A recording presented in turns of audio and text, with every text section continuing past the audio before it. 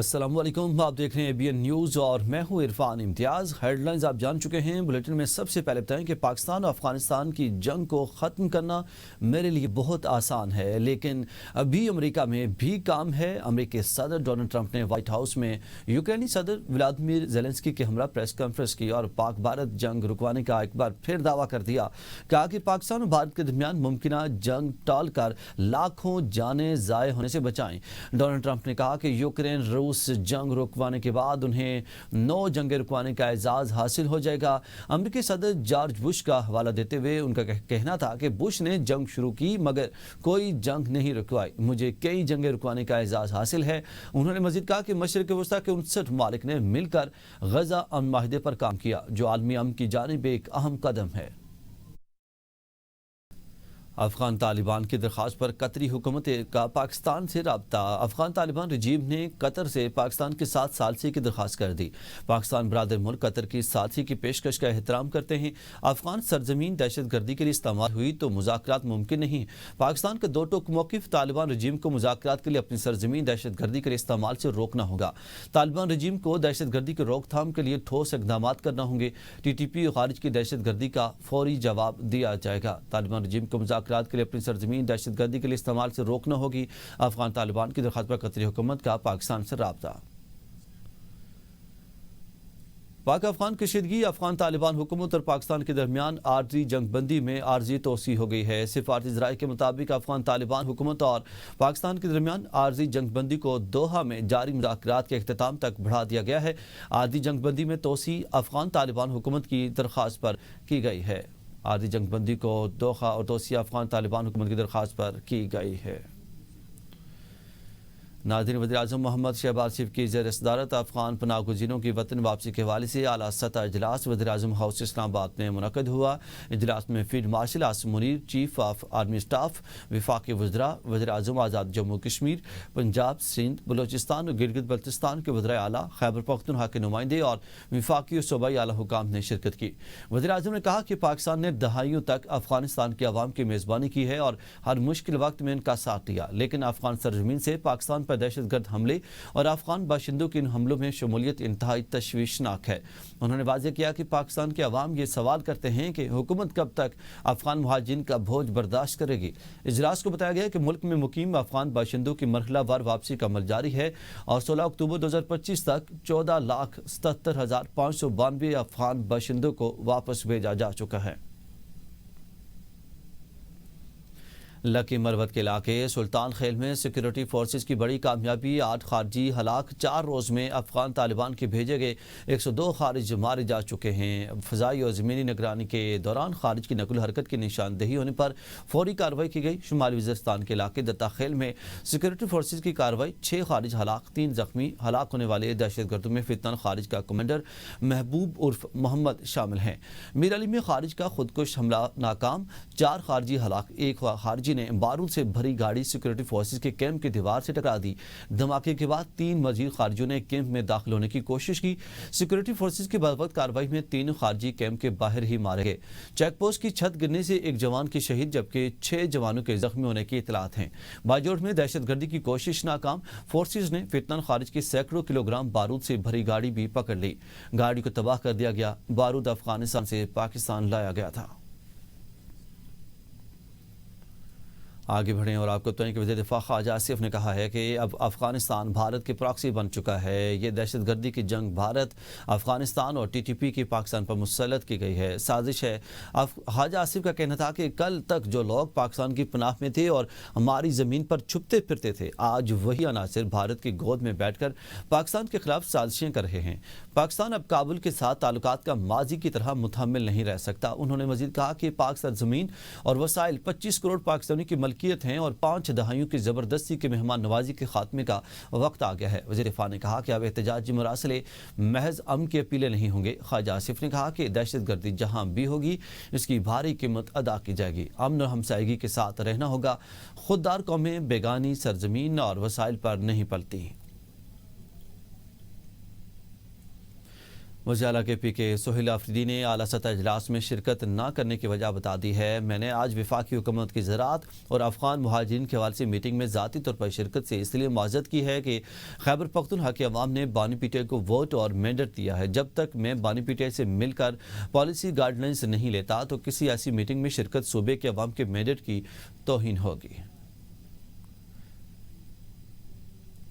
وفاق کے وزیر اطلاعات عطا اللہ طارق نے کہا ہے کہ وزیر اعظم کی صدارت میں افغان پناہ گزینوں کی واپسی کے حوالے سے اہم اجلاس ہوا، جس میں تمام متعلقہ ادارے اور صوبوں کی نمائندگی موجود تھی، جبکہ وزیر اعلیٰ خیبر پختونخوا سہیل آفریدی اجلاس میں شریک نہیں ہوئے۔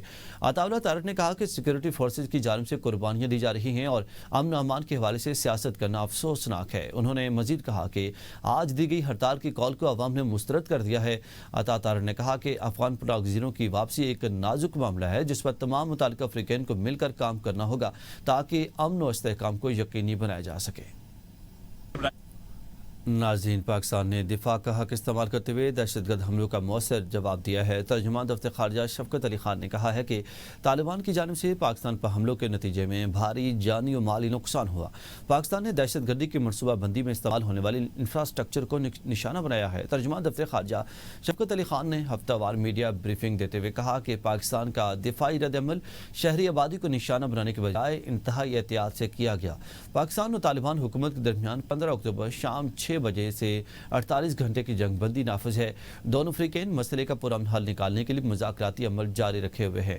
ترجمان نے کہا کہ پاکستان افغانستان کے ساتھ پائیدار، پرامن اور باہمی مفاد پر مبنی تعلقات کا خواہاں ہے۔ پاکستان افغان سرزمین سے دہشت گردوں کی موجودگی پر شدید تحفظات رکھتا ہے۔ افغان طالبان حکومت کو دہشت گرد عناصر کے خلاف کارروائی کرنی چاہیے۔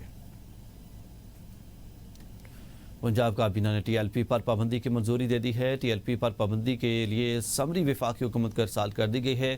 وزیر اطلاعات عظمہ بخاری نے کہا کہ پنجاب حکومت نے کسی مذہبی جماعت کے خلاف نہیں بلکہ تشدد پسند گروہ کے خلاف فیصلے کیے ہیں۔ وہ مذہبی نہیں، انتہا پسند جماعت ہے۔ اس انتہا پسند جماعت کے تمام بینک اور سوشل میڈیا اکاؤنٹس کو سیل کر دیا جائے گا۔ پنجاب حکومت نے نئے اسلحہ لائسنس جاری کرنے پر پابندی عائد کر دی ہے۔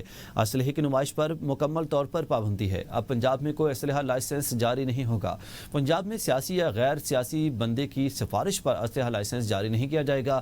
جس کے پاس غیر قانونی اسلحہ ہے وہ 1 ماہ کے اندر اس کو جمع کرا دیں یا انہیں ہر صورت پولیس خدمت مراکز پر رجسٹرڈ کرانا ہوگا۔ غیر قانونی اسلحہ رکھنے والوں نے اپنا اسلحہ جمع نہ کرایا تو ان کے خلاف دہشت گردی کی دفعات کے مقدمات ہوں گے۔ لاؤڈ سپیکر بھی صرف اذان اور خطبات کے لیے استعمال ہوگا۔ اب لاؤڈ سپیکر پر اشتعال انگیزی اور قتل و غارت پھیلانے والوں کے خلاف زیرو ٹالرنس ہے۔ بانی پی ٹی آئی کے ٹویٹر اکاؤنٹ پر 400 نعشیں گرنے کا ذکر کیا گیا۔ پنجاب حکومت پیکا ایکٹ کے تحت کارروائی کرے گی۔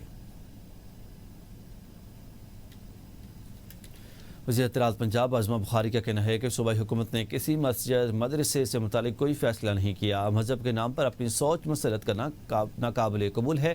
غزہ کے نام پر احتجاج کی کال تب دی گئی جب غزہ میں جنگ بندی ہو چکی تھی۔ حکومت کے ساتھ مذاکرات میں غزہ کا نام کہیں نہیں لیا گیا۔ ان کی جانب سے مذاکرات میں ذاتی مفاد کی باتیں کی گئیں۔ پولیس انسپکٹر کو شہید کیا گیا، اس کا قصور کیا ہے؟ عمارتوں کی چھتوں سے پولیس والوں پر فائرنگ کی گئی۔ پنجاب پولیس کے انسپکٹر کو 20 سے 26 گولیاں لگی ہیں۔ اس وقت 1648 پولیس اہلکار زخمی ہیں اور 50 سے زائد بالکل معذور ہو چکے ہیں۔ پولیس کی 97 گاڑیاں مکمل ناکارہ اور 2 گاڑیاں مکمل جلا دی گئی ہیں۔ کیا یہ پرامن احتجاج ہے؟ ریاست کے ریٹ کو چیلنج کرنے والے مذہب، ملک اور پنجاب کے ہمدرد نہیں۔ آپ مذہب کا نام لے کر کروڑوں کی جائیدادیں بناتے ہیں۔ آپ کے پاس اچانک اتنے پیسے کہاں سے آ جاتے ہیں کہ جائیدادیں خرید لیتے ہیں؟ مذہبی جماعت کے کارکنان کے خلاف دہشت گردی کے مقدمات۔ انسداد دہشت گردی عدالت لاہور نے تحریک لبیک کے 11 کارکنان کا 2 روزہ جسمانی ریمانڈ منظور کر لیا ہے۔ اس سے پہلے ملزمان کو عدالت پیش کیا گیا۔ تفتیشی آفیسر محمد عالم نے ملزمان کے 30 روزہ جسمانی ریمانڈ کی استدعا کی۔ ملزمان کے خلاف تھانہ باغبان پورہ میں دہشت گردی کا مقدمہ درج ہے۔ ناظرین، پنجاب پولیس نے 2016 سے 2025 تک مذہبی جماعت کی پرتشدد مظاہروں کے دوران جانی و مالی نقصانات کی تفصیل جاری کر دی ہے۔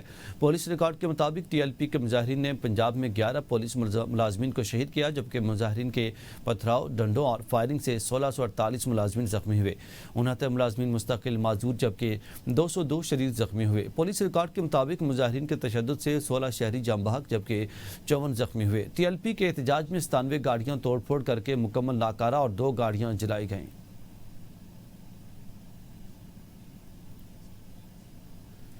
ناظرین، وفاقی وزیر داخلہ محسن نقوی سے اسلام آباد میں JUP کے سیکرٹری جنرل علامہ اویس نورانی کی ملاقات۔ دونوں رہنماؤں نے شرپسند عناصر سے سختی سے نمٹنے پر اتفاق کیا۔ کسی بھی بے گناہ کے خلاف ہرگز کارروائی نہیں کی جائے گی، بے گناہ افراد کو رہا کیا جائے گا اور کسی بھی مدرسے کو بند نہیں کیا جائے گا۔ محسن نقوی نے کہا کہ بد امنی، انتشار اور انتہا پسندی پھیلانے والے عناصر سے آہنی ہاتھوں سے نمٹا جائے گا اور ریاست کے خلاف ہتھیار اٹھانے کی قطعاً اجازت نہیں دی جا سکتی۔ متحدہ عرب امارات کی انٹرنیشنل ہولڈنگ کمپنی اور پاکستان کے درمیان معاہدے پر دستخط۔ فرسٹ ویمن بینک کی نجکاری، پاکستان اور UAE کے درمیان اقتصادی تعاون کا نیا باب کھل گیا۔ G2G فریم ورک کے تحت پہلا بینکاری معاہدہ۔ وزیراعظم شہباز شریف نے سرکاری اداروں کی تنظیم نو کا اعلان کر دیا ہے۔ وزیراعظم نے کہا ہے کہ فرسٹ ویمن بینکاری کی نجکاری بارش کا پہلا قطرہ ہے۔ G2G فریم ورک کے تحت معاہدہ خود شاید دونوں ممالک کے مفاد میں ہے۔ معاہدہ پاکستان کی معاشی ترقی اور دو طرفہ اقتصادی تعلقات کی علامت ہے۔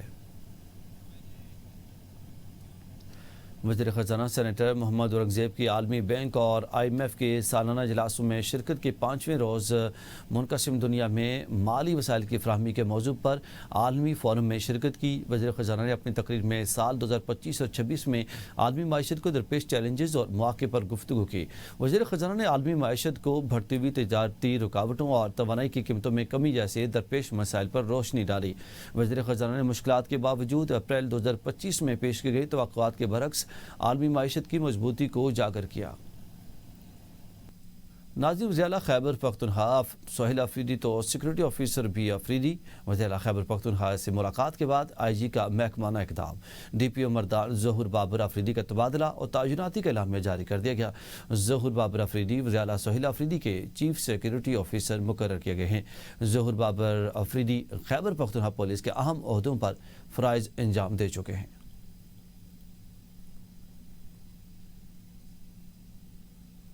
بانی PTI کا خیبر پختونخوا کابینہ کی تشکیل سے متعلق پیغام سلیمان اکرم راجہ نے پارٹی کو پہنچا دیا۔ پارٹی ذرائع کے مطابق بیرسٹر سیف اور مزمل اسلم کی کابینہ میں شمولیت کا معاملہ روک دیا گیا ہے۔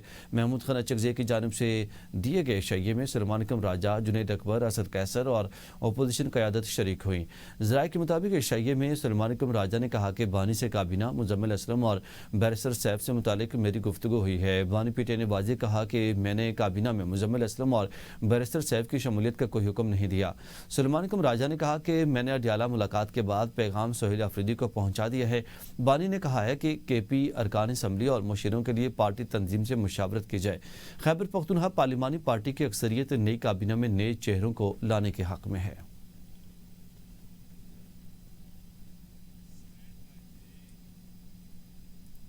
وزیر اعلیٰ خیبر پختونخوا سہیل افریدی نے بانی PTI سے ملاقات کے معاملے پر چیف جسٹس پاکستان کو خط لکھ دیا ہے۔ ایڈوکیٹ جنرل کی وساطت سے لکھے گئے خط میں کہا گیا ہے کہ سپرنٹنڈنٹ اڈیالہ جیل اور وزارت داخلہ کو وزیر اعلیٰ KP کی بانی PTI سے ملاقات کرانے کی ہدایت کی جائے۔ علی مین گنڈاپور کے استعفے کے بعد نئے وزیر اعلیٰ خیبر پختونخوا منتخب کیے گئے ہیں۔ 9 منتخب وزیر اعلیٰ حکومتی ذمہ داریاں سنبھالنے کے پابند ہیں۔ صوبائی کابینہ کی تشکیل اور اہم معاملات پر آئینی اور اخلاقی طور پر بانی PTI سے رہنمائی ضروری ہے۔ خط کے متن کے مطابق وزیر اعلیٰ سہیل افریدی پہلے ہی وزارت داخلہ، سیکرٹری داخلہ اور پنجاب حکومت سے درخواست کر چکے ہیں۔ دیگر صوبوں کے ساتھ معاملات کے حوالے سے بانی PTI سے رہنمائی ضروری ہے۔ پنجاب کی جانب سے گندم کی ترسیل پر پابندی سے متعلق بھی بانی PTI سے رہنمائی ضروری ہے۔ عوامی مفاد کے لیے وزیر اعلیٰ سہیل افریدی کو سینٹرل جیل اڈیالہ میں متعلقہ حکام کی نگرانی میں ملاقات کی اجازت دی جائے۔ آگے بڑھیں اور آپ کو بتائیں کہ تحریک انصاف کے پنجاب اسمبلی کے تمام اراکین اپوزیشن نے اسٹینڈنگ کمیٹیوں اور چیئرمین شپ سے استعفے دے دیے ہیں۔ اراکین اسمبلی کے 8 کمیٹیوں کی چیئرمین شپ سے استعفے، 100 سے زائد تحریک انصاف کے اراکین اسمبلی نے استعفے دیے۔ مجموعی طور پر 43 اسٹینڈنگ کمیٹیوں کے ممبران نے استعفے دیے۔